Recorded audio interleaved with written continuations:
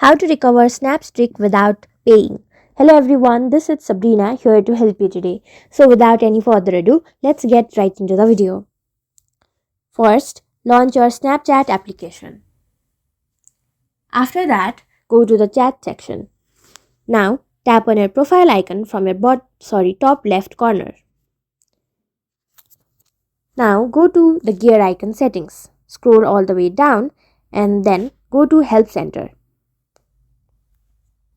Or you can simply go to I have lost my Snap streak and then go to how do I restore my Snap streak, and after that you will need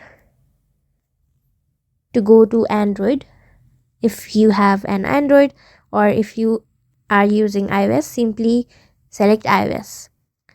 After that, simply go to Help Center. Go to I lost my Snap streak.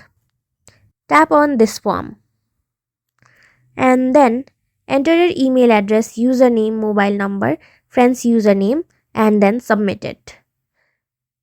Now Snapchat will look up and then restore your streak for free. So that's it. Thank you for watching this video. Make sure to like, share, and subscribe to our YouTube channel. If you got any questions, comment them down and I'll catch you in the next one.